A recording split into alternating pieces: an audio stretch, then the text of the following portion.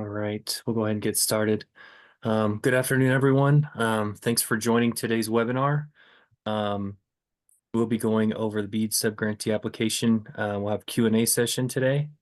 Um, my name's Chad Bowling. I'm the broadband manager with the Wyoming Business Council. And joining us today, we have David Johnson. He's a program consultant with the Wyoming Business Council.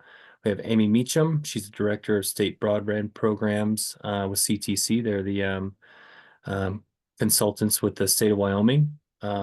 Alongside her is Mitch Herget.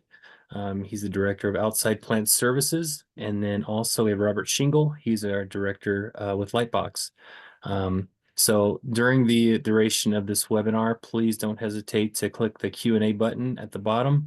And once we conclude the presentation, we will go through the Q&A and answer any questions you may have. Yeah, I'll go ahead and hand it off and we'll get started. Thanks, Chad. I'm going to take it for a little bit and then hand it over to Mitch. A lot of this material will be familiar to you, but some of it's a good reminder of the Broadband Equity Access and Deployment Act program, or the BEAD program, and what it is and what the state's trying to accomplish through this set of funding that has been provided by the U.S. Department of Commerce, National Telecommunications and Information Administration, which is a mouthful to say, so just refer to it as NTIA from here on out. But the Congress, through the Infrastructure Investment and Jobs Act, provided $42.5 billion to invest in infrastructure across the U.S. to make sure that everyone has access to broadband, and through its digital equity or digital access program, the ability to use it in a meaningful way. So again, the goal is to expand high-speed internet access across the state, and the funding prioritizes unserved and underserved locations, which I am going to lump together from now on as anything under any location that is under 100 megabits per second download and 20 megabits per second upload. All of those locations must be reached through the program, and that's going to be the goal of the subgrantee selection process. If we can go to the next slide. So again, where are we? The state was allocated over $300 million to support this program. Is it enough for a state like Wyoming to get that much funding? Probably not. Western states the way the funding was allocated was according to a formula in the statute, and Western states were disadvantaged given the size of the state compared to the population density and the difficulty with the terrain in terms of building fiber broadband as the first priority of the program. So just know that the state is going to do the best it can with the amount of funding that it has to reach all of these locations, and is looking for the best proposals it can to fund through the program.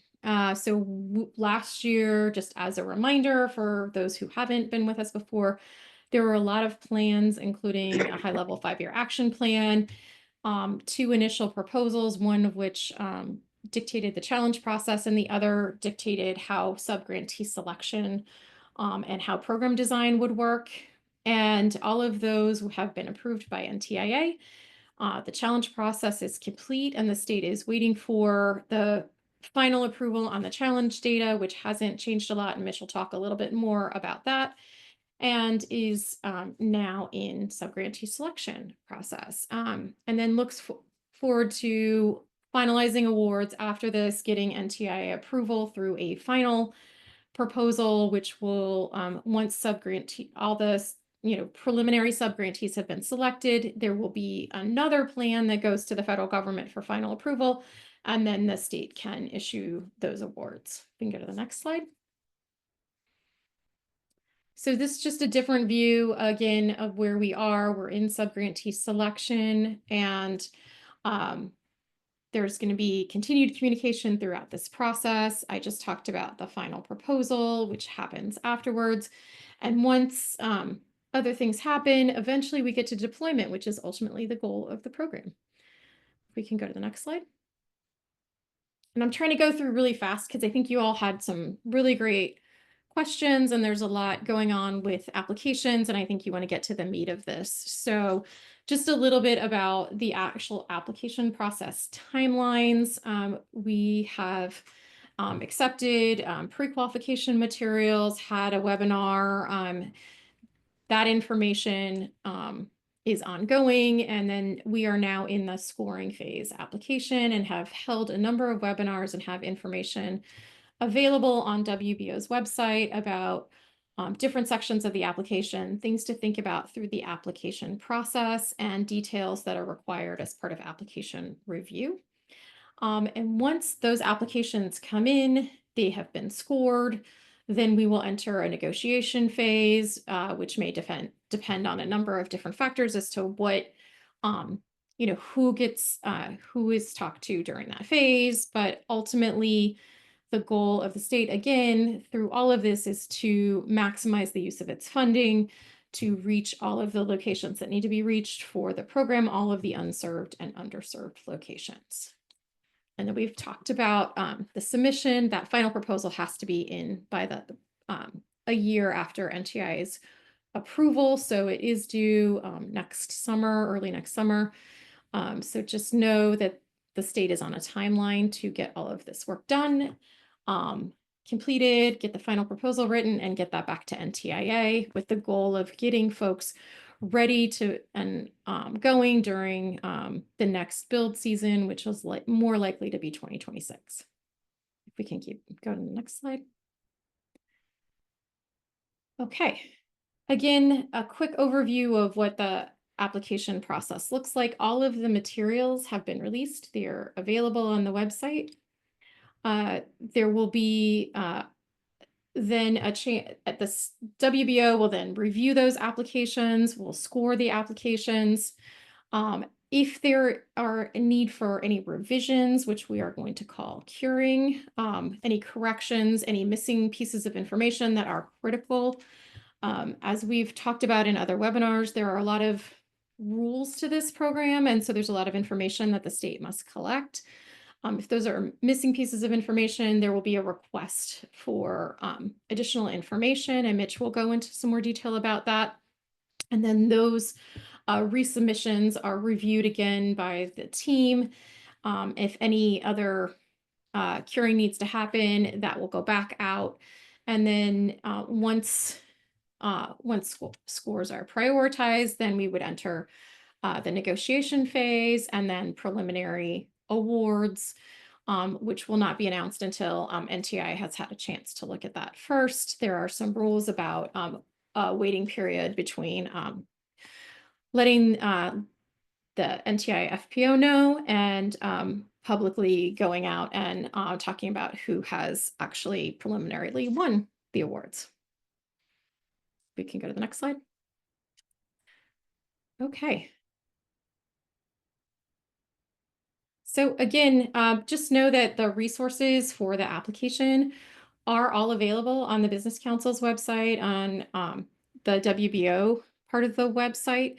There are information about what locations are available. There is access to links for Initial Proposal Volume 2, which again is the guiding document for the application and for the information that the state needs to collect and the process that the state is going to do it in. There is an application guide that walks you through in detail how to submit your application, how to make sure that you're providing responsive information. And there are a number of templates that are available as well as the benchmark spreadsheet. So please make sure that you've looked at all that information and that you're providing as comprehensive information as possible as part of your application, so that there's less of a need to come back to you asking for more and more information, to make sure that you have a completed and a substantive application. We can go to the next slide. And then just quickly, wanted to make sure that you have access to the scoring data. There is an actual detailed scoring rubric that is linked in Initial Proposal Volume 2, and I would really refer to that as to how the points will be allocated to make sure that you are providing the best information in your application so that you are maximizing points as you can. So it's, again, a priority application is an end-to-end fiber application. And if we go to the next slide, a non-priority application is almost any other technology that is considered reliable technology. So that might be wireless technology, hybrid fiber, coax, hybrid wireless. So a few mixes of technology considered by the BEAD Notice of Funding opportunity to be reliable broadband would be considered a non-priority application. There are very similar primary criteria in both applications and a little bit of deviation in the secondary criteria for non-priority applications. You can go to the next slide. Okay. Thanks, Let me Amy. hand it over I to think, Mitch. yeah, I can jump in now. And just to close the book on the scoring component, there's a section of the application which prompts questions related to scoring. So it should be somewhat self-explanatory in those sections as to what you're entering for the scoring pieces. So project area design. So this is has to do with project area units and what is submitted in applications. So part of the goal of the BEAD program is for universal coverage of eligible BSL and community anchored institutions, although community anchored institutions are not required, the BSL certainly are within the application. So what almost every single state has done is develop some level of project area unit or clustering or grouping of BSLs to be bid on to ensure that everyone receives some level of coverage. Wyoming is the same way. We have project area units across the state combined of made up of our eligible locations. When submitting an application, an applicant can submit a singular application for all the PAUs they're looking to serve, or they could break it up and submit separate applications for each individual PAU they'd be interested, or some combination in between. For a submission of a PAU, you do need to include coverage of every single eligible BSL in that project area unit for it to be eligible. In the cases where you think that may cause the cost to be substantially higher than what the reference pricing is, that is acceptable from the program standpoint.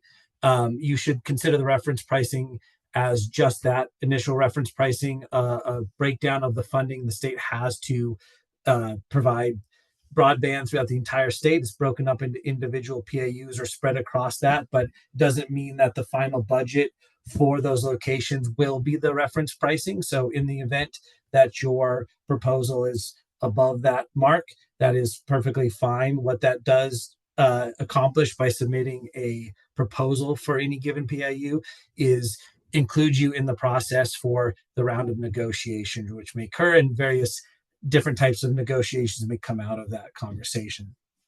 And I mentioned that you can bid on, or you can propose one or more PAU, or you could have separate proposals with different PAU included. The rule, as stated in IPv2, is you can't submit multiple applications of the same type that have overlapping PAU. So you can have, again, separate PAUs in different proposals, or you can include them all in one. You just can't do multiple proposals that include the same PAU area.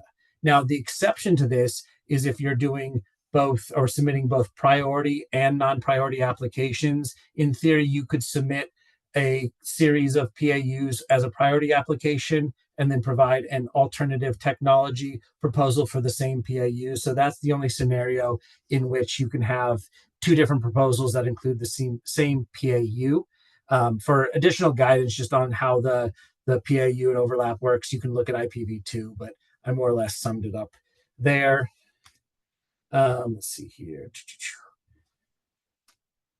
Okay, yeah. So again, we like to have proposals for the entirety of 100% coverage of the PAU, regardless of the cost. That does allow you to be in the pool and future discussion for negotiation, which, if necessary, may include descoping unreasonably high cost or unfeasible project or BSLs within the project area. So again, we just encourage submission of proposals to facilitate that process.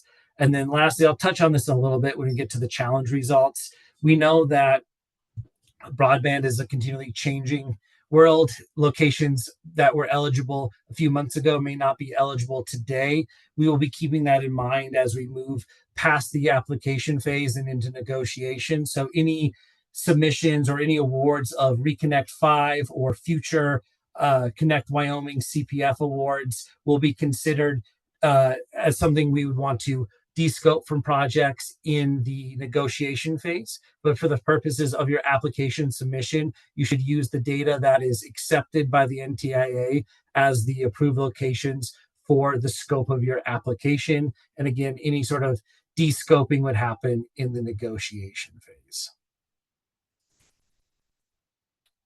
With that, I think we can move on to the next slide. Amy touched on this earlier, but as applications are submitted, there'll be an opportunity for WBO to request revisions to those applications. The word that's been used in multiple states, and Amy touched on a slide earlier, is curing, but basically any scenario where information may come in as incomplete or deficient from identifying your scoring of the application or reviewing the eligibility of a given project, we can or WBO can reach out and ask for a revision of that information so we get the full picture or the completeness of the application. In some instances, negotiation may alter or fundamentally alter what the makeup of an application. At that point, upon successful negotiation, the applicant may submit a revised application with different metrics, milestones, locations, whatever that's going to be, which will require additional review. That's something that can happen in that revision phase. You will receive a revision request email from the BEAD-Wyoming@ctcnet.us. That will be on behalf of the WBO team. Additionally, the Salesforce program may send out a revision notification as well. But between either, if you see an email from the BEAD-Wyoming@ctcnet.net or ctcnet.us email address, you know that is coming from WBO specifically. And next slide. And just a reminder of the important dates of the application phase. So application materials were released on October 11th. The window opened on the 21st, so we're well into it. Today is the November 4th webinar. And then, as you may know already, but the application window is supposedly to close on December 5th, but that is tentative. So WBO will be providing 45-day window after NTIA approves the challenge results before the window closes to allow applicants enough time to make any additions, changes, or revisions to their application submission prior to the window closing. So again, we have 45 days after approval of the challenge results from NTIA. Now, nothing is final yet, but we are very confident that there would be very little to zero changes in the current fabric that's posted as the tentative fabric. Again, any future awards that may happen outside of this program or these changes of the challenge process will not be something you need to consider in your application. Again, we'll be focused on making those revisions during the negotiation phase and NTIA's prescribed deconfliction of other projects. And then we'll be conducting application revisions in December and January. Again, those dates pending the approval of the challenge results. With that, we'll move on to the technical templates. This is just kind of a rehash of an earlier webinar. As part of your network design, we're requiring submission of a technical narrative, a network design, which are shape files of the routing and locations you're intending to serve. In the case of fixed wireless, it could be your coverage area, your tower locations, etc. We're asking for a logical network diagram that speaks to how the network obtains capacity and serve internet service from points of presence to the CO all the way down to the end user, along with the relevant information there. We have project costs that come in a project cost template that you'd fill out and provide to WBO, as well as a timeline with milestones that has a template as well. This information needs to be certified by a professional engineer. NTIA has issued a conditional waiver that clarifies that the capital investment schedule that was originally required in the NOFO is not required for certification of a professional engineer, since that doesn't really fall in their level of expertise. Additionally, that programmatic waiver also waives the requirement of the professional engineer needing to be licensed in Wyoming to certify Wyoming projects. It could be from any eligible entity, is allowed as long as they have a active professional engineer license. Additionally, for non-priority projects that include fixed wireless component, there's an additional spreadsheet that would be filled out by those applicants to provide additional information for review. For those of you that participated in the Wyoming challenge process and you validated some of your existing wireless coverage areas, it would be a very similar spreadsheet to what you used for that.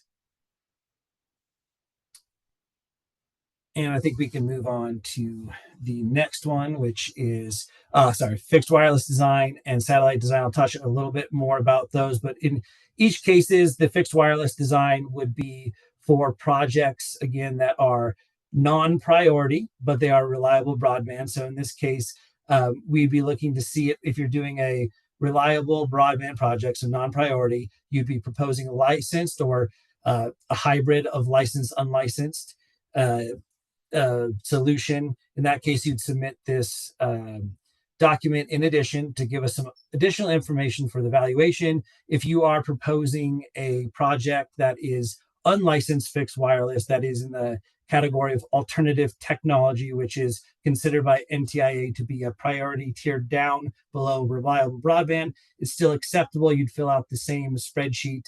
There you just obviously identify that you're not using specific licensed spectrum. But that is what we're looking for there. And then lastly, onto the satellite design template as a Word or PDF document that gets submitted. These are some questions about the information we're looking to see or being provided by the satellite provider. This would be for specific providers who are obviously looking to offer satellite coverage across the state. I think it's relatively self-explanatory there, but that is all I have on that topic.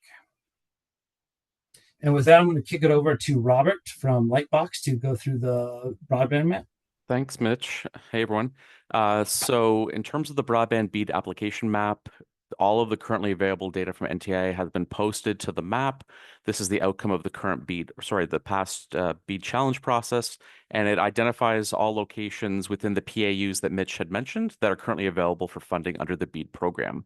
You will find with each PAU that there is a denoted number of unserved and underserved locations, the total number of locations, as well as the total cost, which should be considered as a benchmarking cost. This is a currently available resource to all subgrantee applicants as they prepare their applications for the BEAD program. Next slide, please. In terms of finding the map, please navigate to the Wyoming Business Council website and click on the BEAD menu, then BEAD grant application, then the BEAD application map. Next slide, please. And once you've done that, if you have credentials, you should find yourself in there. Otherwise, if you're looking for credentials to the map, we'll be happy to help you.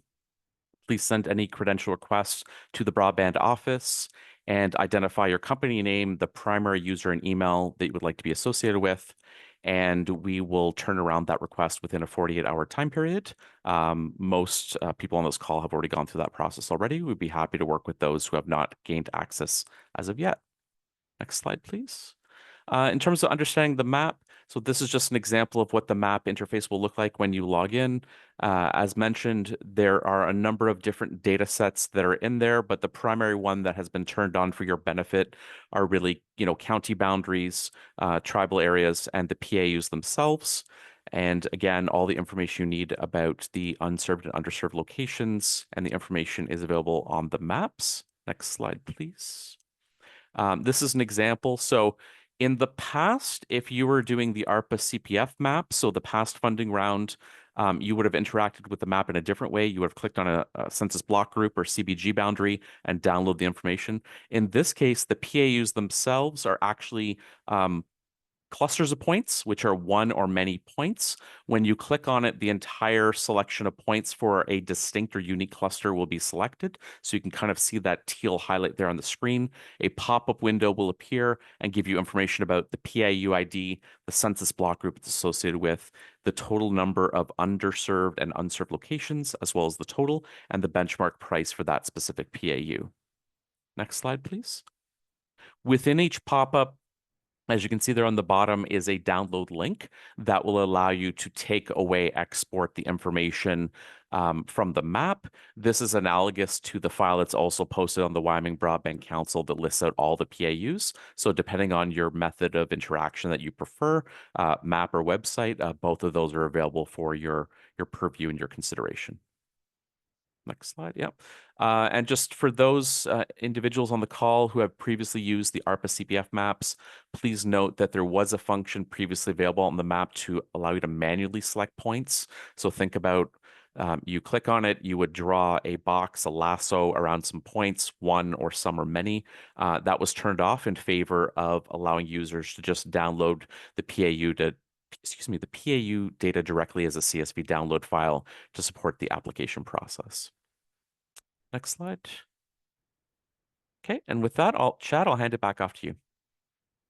Awesome. Thank you, Robert. Yes, we've gotten some really good questions.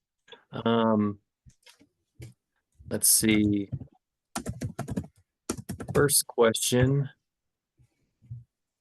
Are applicants required to bid on and serve 100% of unserved, underserved locations within a CBG or PAU?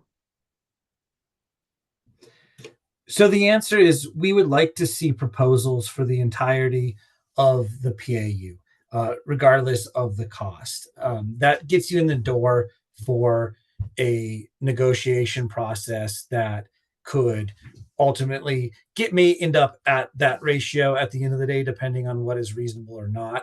But at the end of the day, applicants are encouraged to bid. They should submit bids that work for their company, from a business case standpoint.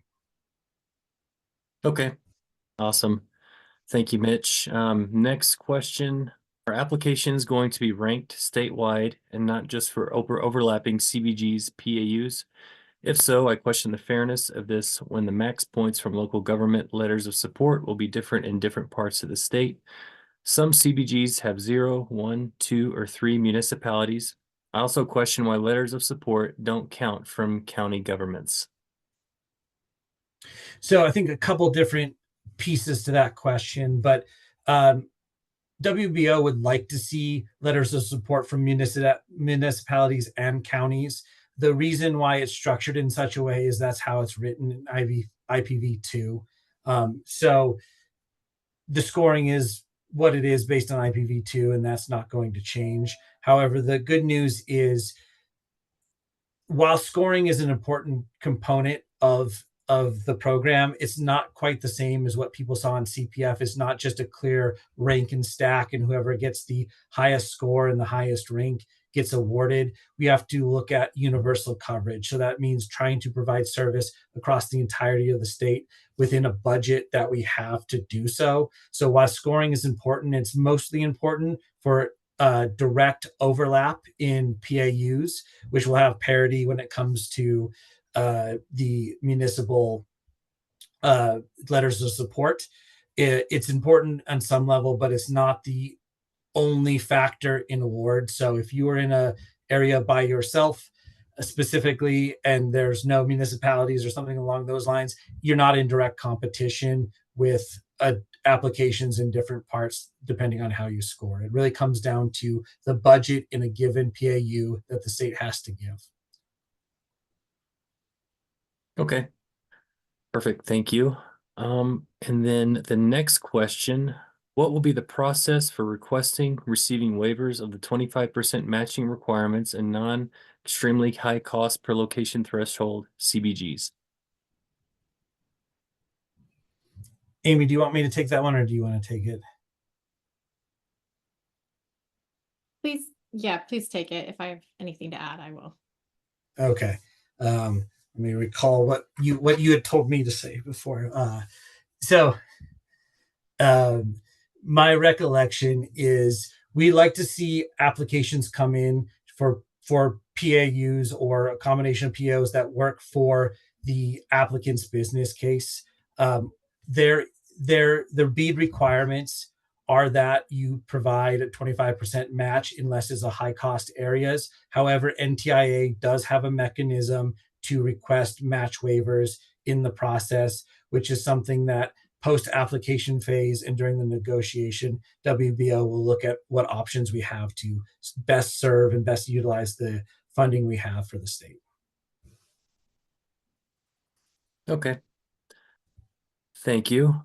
And then the next question, the scoring matrix indicates 1 gig commitment for affordability. Does this mean there are no points given for 100 by 20?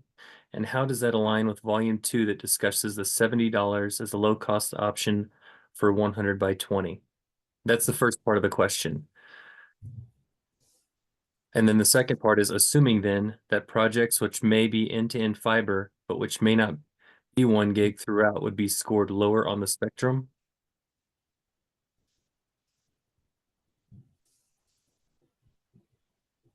Amy, do you want to touch on that or?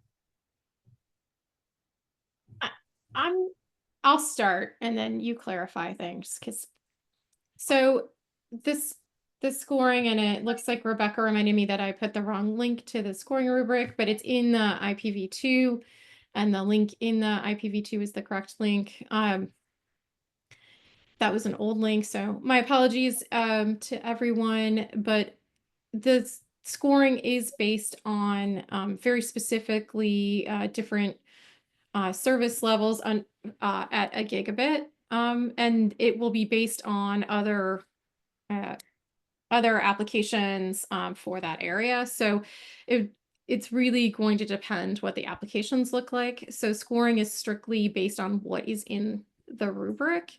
And so it's just very important that you understand what's in, what is being scored. Here, I think we're talking about the 100 by 20 requirement is a low income requirement. That's that all BEAD applicants are required to provide a low income product. And that's nationwide. Each state has a different requirement for that, but that is just a requirement that is certified in the application, and it is not part of the scoring part of the application. Anything to add there, Mitch? No, you covered it, Amy. I think again, the NTIA requirement and the requirement in IPv2 is affordability of a gig is the requirement there. That's not to be conflated with the low cost amount, which is for the 120 by service. I just want to note that the BEAD requirements require 100 by 20 in order to consider it served. So while it's not necessarily extra points for that, that is the base requirement in order to consider something served is the 100 by 20 with the low latency as well. All right. Thank you both. Next question. Are pre-application expenses allowable? If so, is there a percentage threshold, and what is that?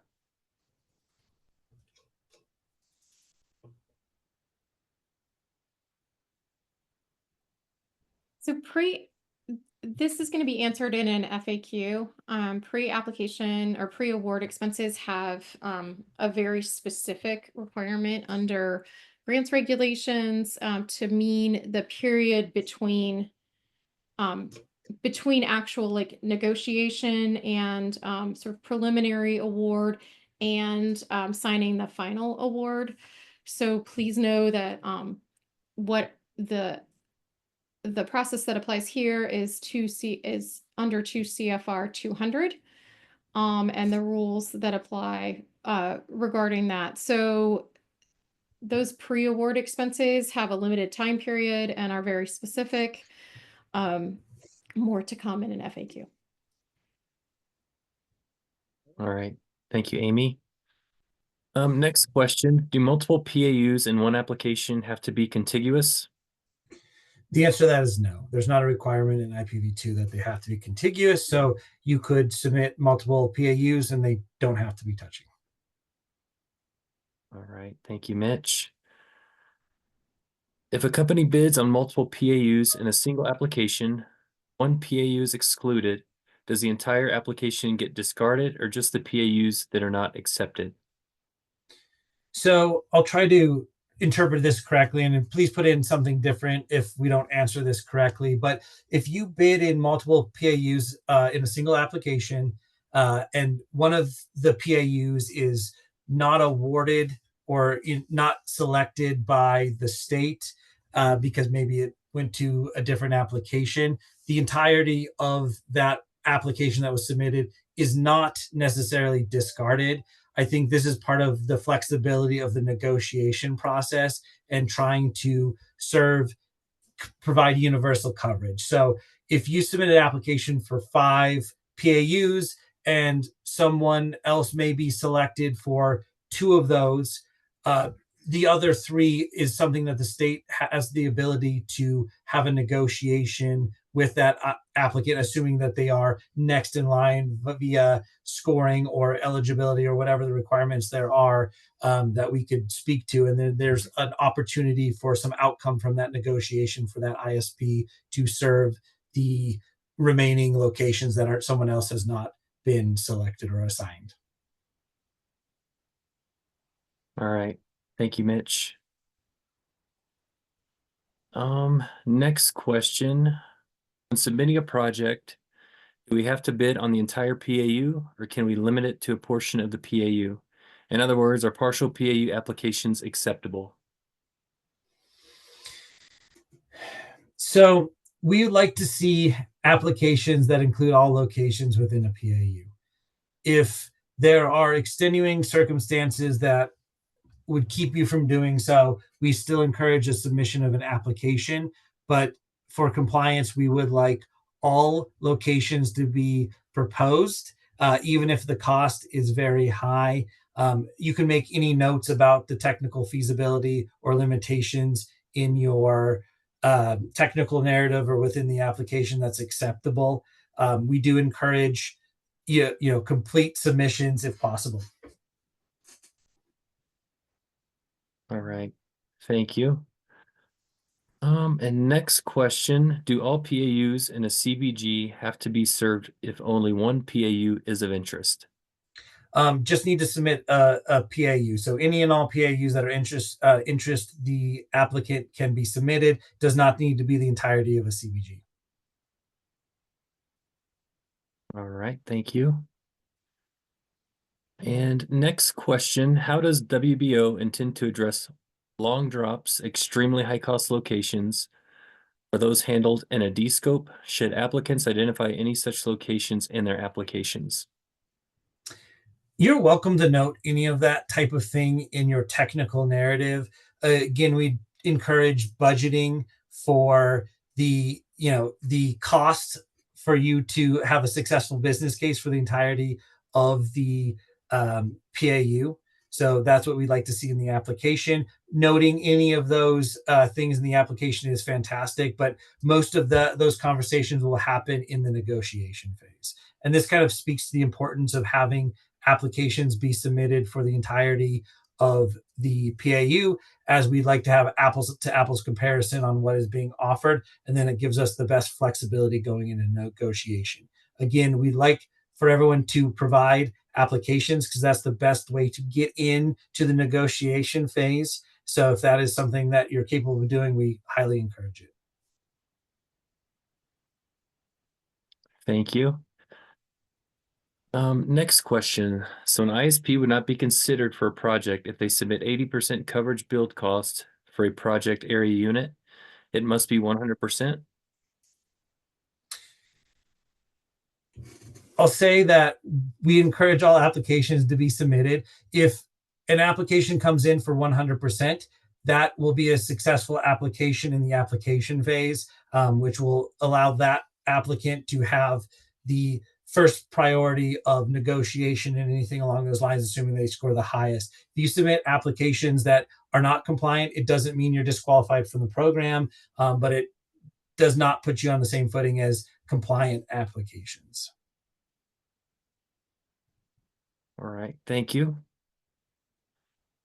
And the next question, if the application window closes 45 days after NTIA approval, does that mean the earliest it will close is December 19th, 45 days from today? And I think I can answer that one.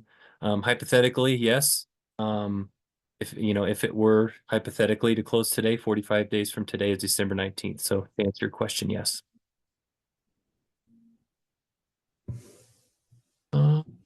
Next question. How do project-specific resumes differ from key personnel resumes? Can we use the same resumes if the key personnel will be overseeing the projects?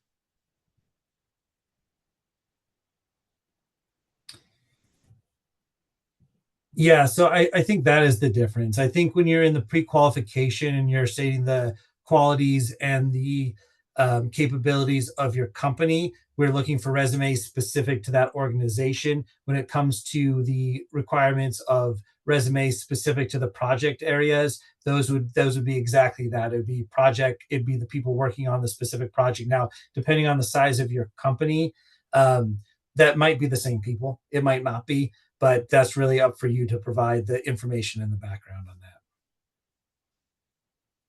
All right, thank you. And next question, what are the character limits for each text box entry?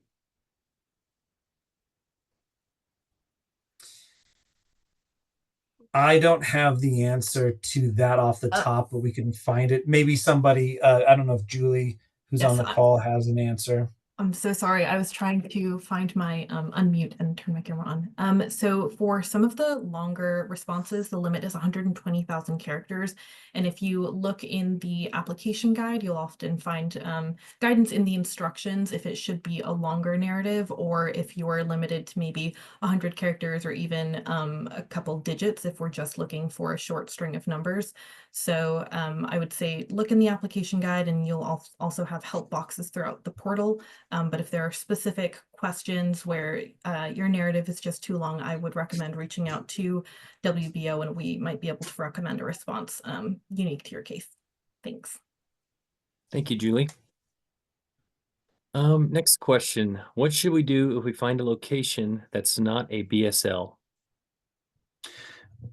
For the purposes of the application, you should again submit for the entirety of the area.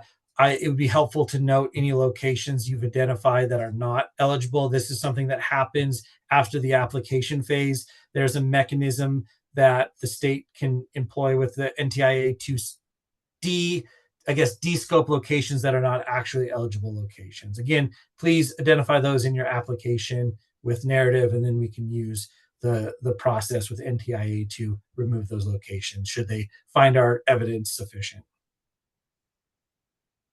Thank you.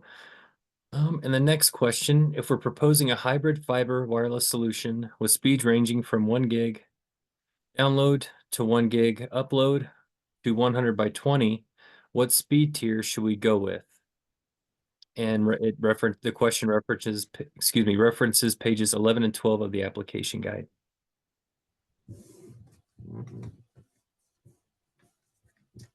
So I need to look at the exact language and context. I don't know if that's something someone can pull up. I can look for it here real quick while we go through. I don't know if we can jump to the next question while someone pulls that up, but let's see. Sure. Yeah, we can go to the next question and come back here in a little bit. So next question, inclusion of all locations in the PAU. You answered that you'd like to see all locations, but is it required? Yeah, so again, I think I touched on this a little bit earlier. For compliant application, to put yourself in the best position. A bid, regardless of the cost against the benchmark for all locations, is what would be compliant. We'd like to encourage all pre-qualified applications or applicants to submit applications to the level that works for their organization. Again, knowing that compliant applications are to be prioritized in the program. Awesome. Thank you. And then the next question, it is a response to an earlier question. The earlier question was, are pre-application expenses allowable? If so, is there a percent threshold, and what is that? So the follow-up to that is, so attorney's fees, PE fees won't be allowable. And that's the question. I don't believe that's what I said. What I was alluding to was that there will be a follow-up in a written FAQ. Thank you, Amy. Same for the next one. Okay. Next question, is there a way to not share credentials for access to the map or application?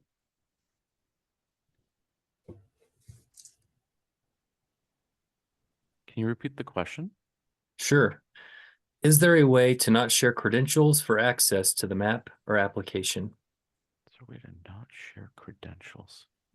Sorry, chat, I don't understand what is being asked. Do you know? Can you maybe rephrase it?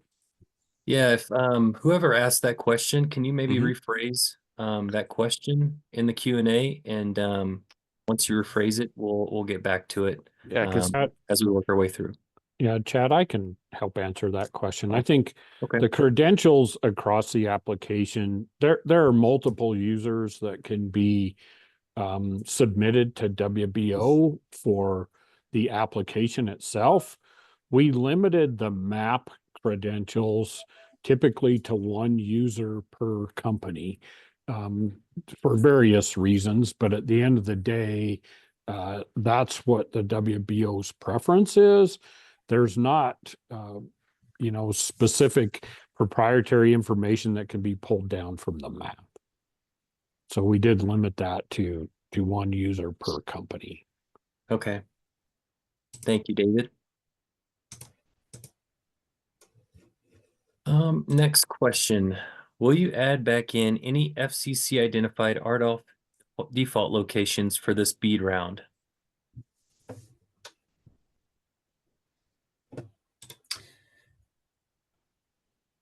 So I can answer that. Any locations that are basically the locations that are finalized by the challenge process and approved by NTIA is what will be included in the final list. So if those are included, then yes. If they are not included, then they will not be. Thank you. Next question. Is the reference price number meant to be the total cost for end-to-end fiber for all the BEAD locations in a PAU? So I didn't conduct it, but my understanding of how the reference pricing works is it's based off of cost quest pricing, but it is an amalgamation of different technology types. So it could be fiber, it could be some level of fixed wireless or even satellite based on those numbers. But what the state has to work with is the total reference price has to add up to the funding the state has available. So it has to get distributed throughout the state in some form to each of the PAUs to add up to the total. So that's what it represents. I think it's constrained by the amount of money the state has. And if we had billions of dollars, then it would be exactly that. But in this case, it's not. Okay, thank you. Next question. What are your current estimates or best guess at a range for the extreme high cost threshold? So currently we don't have one. Actually, there's a great follow-up question to the reference pricing. The reference pricing is just that. It is the best guess based on how we have to fit the money we have into the state's various areas based on cost quest data. We will derive a extremely high cost threshold through the costs of the actual applications themselves. The real world information will help inform what that is. So we will not know until after applications are in and sometime afterwards. Okay, thank you. May more than one company personnel have application portal access, and can more than one person be working on an application at the same time? I believe that it's a limit of 2 people from the same company having access to the application portal, but I would not recommend working in the same application at the same time because of the dynamic validation. You might accidentally overwrite something that the other person is working on. So you could be working on 2 separate applications within the company's account, but I wouldn't recommend working in the same application. Thank you, Julie. Next question. At one point, the CBG was being utilized as, am I understanding correctly that the CBG is no longer in use, but instead PAU, which may not match the original CBG groups? So I believe some of the language is the CBG language has to do with how I guess how the granularity of how something can be broken down. So the PIUs are subsets of an individual CBG. So if you wanted to bid on entirety of a CBG, you could select the one or more PIUs that make up that CBG. There is no PIU that crosses census block group boundaries. So it inherently the larger guess subdivision would be a census block group, but the PIUs are more tightly grouped categories within a given census block group. It gives you a little bit more flexibility. Okay, thank you. And next question. Given the scoring criteria where 50 points are based on the benchmark calculation, for a project area unit, the build cost could be double the benchmark amount, meaning that ISPs could be getting a 0 out of 50. Would they be considered for negotiations in those instances? Quite possibly, yes. Any application that comes in, there's a lot of flexibility in how the negotiation phase. Of course, we're going to work by people that come within the cost that we have. Again, not the reference pricing, but the actual budgets for the PAUs. But yes, there's no scenario in which we would not be able to do negotiation. It doesn't mean that every application that comes in will have a negotiation potentially, but you're not disqualified from a negotiation phase if there's a scenario where your costs are more than double. Thank you. And next question, can you confirm that the professional engineer no longer has to be licensed in the state of Wyoming? Yes. So yes, I'll confirm that. There's the conditional limited waiver, which I don't know if the link to it is actually in this slide deck that will be posted, but officially from NTIA, their waiver says 2 things. 1, that they do not need to certify the capital investment schedule, and 2, it does not require the certification to come from the same state as the project. So the answer is no, you don't need it to be a Wyoming licensed PE. Thank you. And next question, why does the timeline slide say December 5th is the application close date if 45 days from today is December 19th? The original deadline was December 5th, wasn't updated for the purposes of this presentation. Again, we have up to 45 days to extend the deadline. So again, I'll use the word up to 45. We anticipate using the 45 days, but the original closing was the 5th. Thanks, Mitch. That appears to be the last question. So thank you everyone for taking the time out of your afternoon to learn here on the webinar. Everyone have a great rest of your day.